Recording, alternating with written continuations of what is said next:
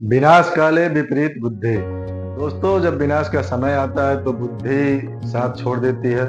इतिहास में इस बात के तमाम उदाहरण भरे पड़े हैं और इसका एक प्रमुख उदाहरण है शिशुपाल का चरित्र।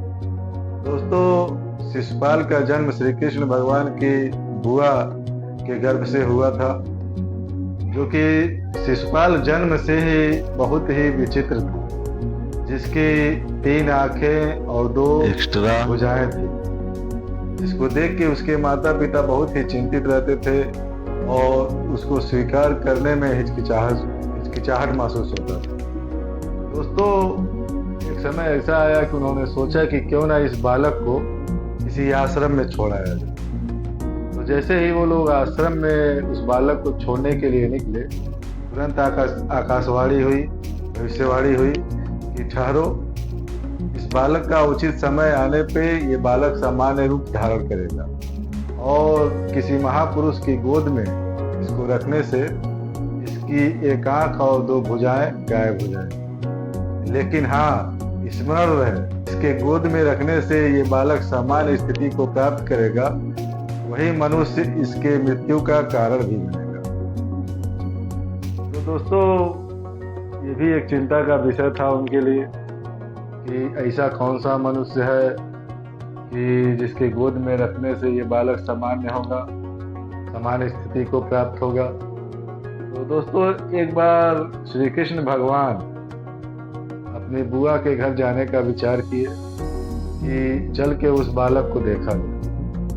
तो जैसे ही श्री कृष्ण भगवान अपनी बुआ के घर पहुंचे तो उनकी बुआ ने उस बालक को उनकी गोद में ले आके रखा।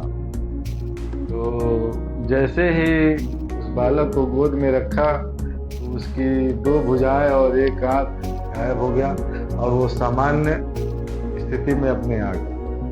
तो दोस्तों, ये देखकर श्री कृष्ण भगवान की बुआ बहुत ही खुश हुई, लेकिन उनको एक ये भी भय था कि यही हमारे बालक के मृत्यु का कारण बनेंगे। तो दोस्तों, उन्होंने भगवान कृष्ण से कहा कि भविष्यवाणी में ऐसा बात हुआ था, ऐसा हम सुने थे, तो आप हमको वचन दीजिए कि आप हमारे बच्चे को नहीं मारेंगे, आप हमारे बच्चे के मृत्यु का कारण नहीं बनेंगे। तो दोस्तों, श्री कृष्ण भगवान ने उनको वचन दिया कि मैं इसके 100 पाप माफ कर दूंगा, मैं इसके 100 पाप माफ कर दूंगा। तो उनकी बुआ बहुत ही खुश हुई कि आखिर 100 पाप ये क्यों करेगा, इनके साथ, इनके सामने वो 100 पाप क्यों करेगा। तो दोस्तों, कुछ समय व्यतीत होने के बाद बालक बड़ा हुआ, शिशुपाल बड़ा हुआ और युधिष्ठिर जी ने एक समारोह रखा जिसमें अग्र पूजा का विधान रखा गया कि अग्र पूजा कौन कराएगा, इसके द्वारा अग्र पूजा होगा। तो दोस्तों,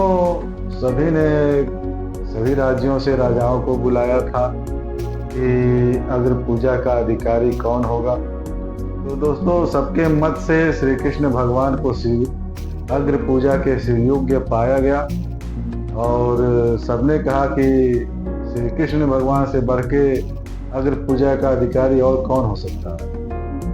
तो दोस्तों, सबने मत दिया कि श्री कृष्ण भगवान अग्र पूजा के अधिकारी हैं। लेकिन दोस्तों, ये बात शिशुपाल को खटक रही, उसके मन को ये बात भा नहीं रही। वो तुरंत उठा और श्री कृष्ण भगवान को उल्टा सीधा बोलने लगा।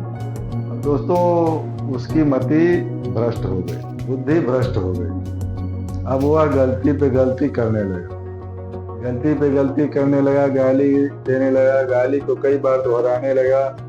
लेकिन भगवान श्री कृष्ण ने अपनी बुआ को 100 गलती माफ करने का वचन दिया, जिसके अनुरूप वो कुछ नहीं उसको बोले।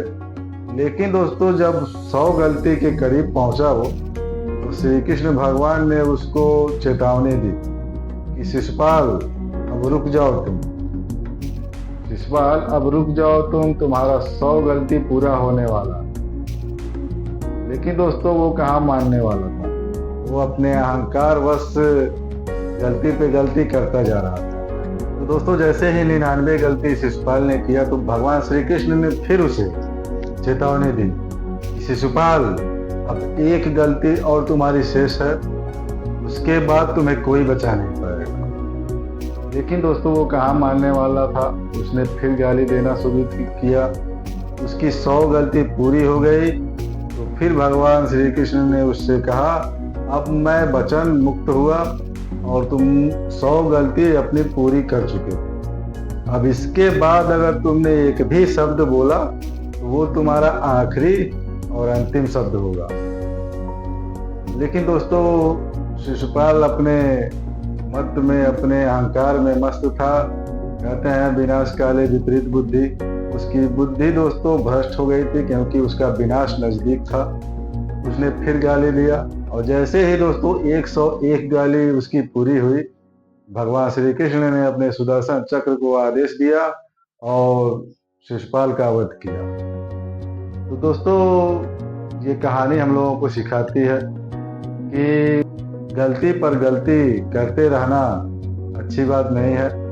अपनी गलतियों को नज़रअंदाज ना किया जाए, नज़रअंदाज ना करें और अपनी गलतियों को देख के उस पर काम करें, उसको सुधारने की कोशिश करें।